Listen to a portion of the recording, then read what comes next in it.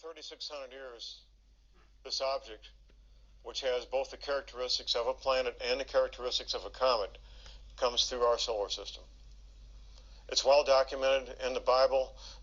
Planet X appears to be fairly well documented around the time of Moses' exodus out of Egypt. When this happens, the following things, all of them can happen, or some of them: global warming, melting polar ice, rising ocean levels, possibly a pole shift, rapid, drastic climate changes, storms with torrential rains, 200-mile-an-hour winds, meteor strikes, volcanoes, earthquakes, tidal waves, land masses rising from the ocean, land masses sinking. To truly understand the idea of the end of days, first one must understand the message that was given. No matter if you choose to follow any single religious belief or not, the message is clear. The very thought that so many can exist today, and yet still not choose, or want to believe, that the future was in fact laid out in black and white, for all of humankind to know and understand. And yet, so many people still avoid hearing, or understanding, the simple words left specifically for them. If anything should make you nervous about the future, it is that. Imagine what that may look like, when so many will suddenly have no choice but to come to terms with the end times they are facing, and not to understand what is really happening, or how they should now proceed. This is a thought that wakes me at night from my sleep. Some of this information may be a little hard to swallow. Number one, let's start right off, though, with what I want to tell you guys about. Recently, we had a couple of comets fly by. Now, some of you probably heard about one of them. This was a greenish-tinted comet that flew past Earth. Does it every 50,000 years. That would be Comet ZTF. Most of you probably didn't see it, depending on where you were, but some of you probably did. Now, that's an interesting comet, and there's going to be more to say about that in a minute. The other one that maybe some of you don't know about was an interstellar comet, 3.5 miles wide, that flew past the sun, causing the sun to actually react to it, leading one to speculate, what was this comet composed of to cause a reaction to our sun? That was 96P. I don't know if you all heard about that one, but scientists are now saying that was an interstellar comet.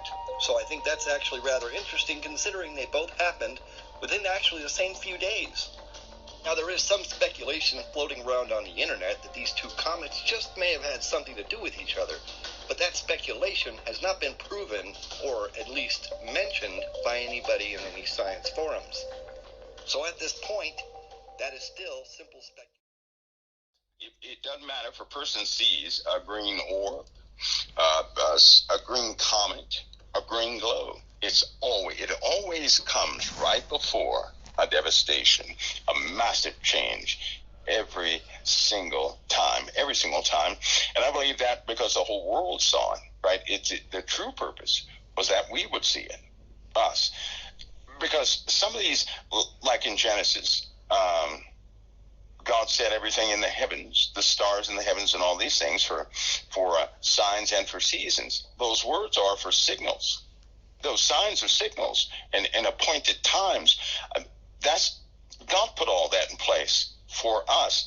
The word came first, and then the heavens were modeled after the word. So then that means God doesn't do anything accidentally. Everything he did has purpose. I strongly believe in that. Then everything in the heavens has a purpose. And because we can all see it, it causes us to look into the heavens in a very different way, sparks our curiosity. The average person will say, ooh, that's nice, and then they go back. We're the first ones that will say, does this mean anything? Every time I've seen this happen, something major follows, something that directly impacts Christianity, it seems. They're almost like preparatory signs. Now, the greater ones will come because a lot of people are not going to pay attention to it. They'll say, well, it's just happenstance. I don't believe there's happenstance in God's creation. I don't believe that. Everything is purpose. We don't know the reason why. But things are not acting right in the heavens. They're just not. Why would the sun react to a comet? In most most observations. Number one, most of the systems out there do not have one sun. They have two or more suns. So the common rule in God's creation is a binary or more system, not just one sun, but more than that.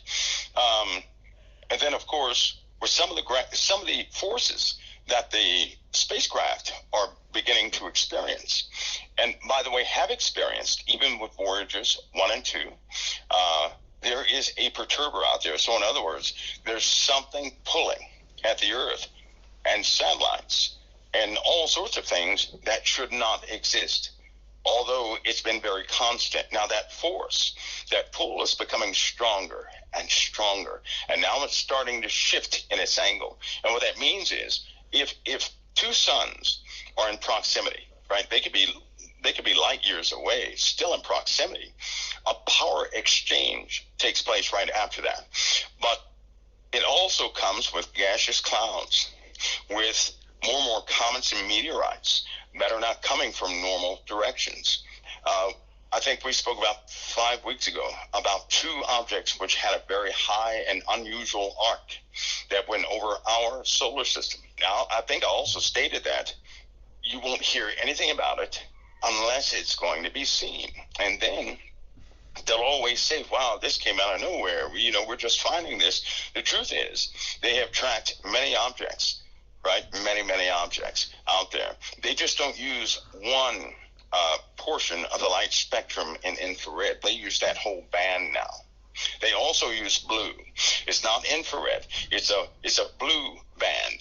So that kind of scares folks when you show that they don't want to see the blue, because those objects are the ones that are not supposed to exist. It shows too much. And so what we have is most certainly we have a protected solar system in a way that would fascinate anybody. It didn't matter what level of belief they're at, it would just fascinate an individual.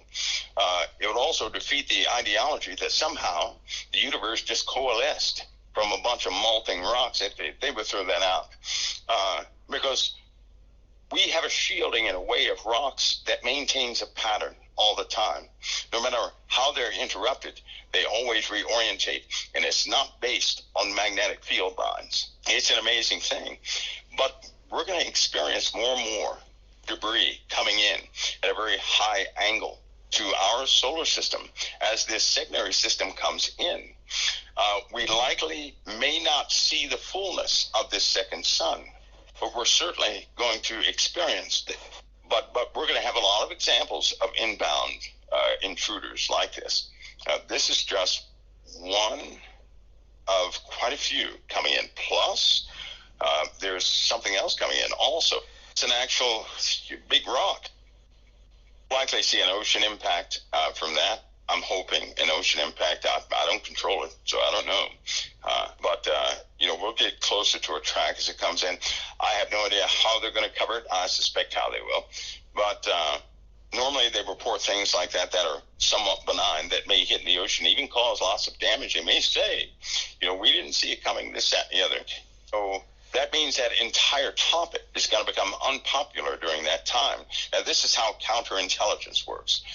They work with psychiatrists, behavioral scientists, and psychologists. And what they'll do is begin a type of rhetoric out there in the media, things like that, causing people not to even think about inbound asteroids or anything else. Hollywood will also be a large part of it. All news media outlets, every single talk show, you name it, they're going to be in on it. They're going to receive directives, and they'll start leaving certain subjects alone. Well, in our populace, if you don't talk about a certain subject, it does not exist. Based on the size at its distance right now, it's going to cause some issues. Right? It's not going to be a world killer. Certainly be an example that we're not living in the place we used to have 5 years ago. We're going to encounter more and more large events coming. I mean, some large events, very large events. People will see things pass in the heavens. In fact, there are a couple of, I'll say, shadows out there, which will likely skim our atmosphere, and everybody on Earth will likely see it go right past the Earth, and it will cast a shadow over the Earth. So imagine that one. You can't really dodge. can be certain that in the last days there will be some very hard times. People will love only themselves and money. They will be proud, stuck up, rude, and disobedient to their parents. They will also be ungrateful, godless, heartless, and hateful. Their words will be cruel, and they will have no self-control or pity. These people will hate everything that is good. They will be sneaky, reckless, and puffed up with pride. Instead of loving God, they will love pleasure. Even though they will make a show of being religious, their religion won't be real. Don't have anything to do with such people. Some men fool whole families just to get power over those women who are slaves of sin and are controlled by all sorts of desires. These women always want to learn something new, but they never can discover the truth. Just as Jannes and Jambres opposed Moses, these people are enemies of the truth. Their minds are sick and their faith isn't real. But they won't get very far with their foolishness. Soon everyone will know the truth about them, just as Jannes and Jambres were found out. 5 minutes inside eternity, I believe every one of us will have wished that we'd sacrificed more, prayed more, loved more, sweated more, grieved more, wept more. 95% of Christians in the nation are weak. God can't trust them with vision. He can't trust them with burden. You can't trust children with jewels. You can't trust them with something that needs bravery. They're too timid. You can't trust them with a burden. You'll break them. I'm so glad I'm saved. You say sometimes, I wonder God doesn't burden me. Do you know why? Because he can't trust you, that's why. You're not strong enough to carry the burden. A lot of you here this morning, you don't need more light. This will only make it worse for you at the judgment. What you need is more obedience. Some of you have known for years what you should do, and you hold back. Do you remember some of those awesome words Jesus said to the disciples? I've many things to tell you, but you cannot bear them. I say, reverence the Almighty God, don't say that to me at the judgment seat. Don't let me stand before John Wesley and Finney and all the great saints of the ages and say, Ravenhill, I have many things to tell you. You're so preoccupied with this or preoccupied. I couldn't get through to you.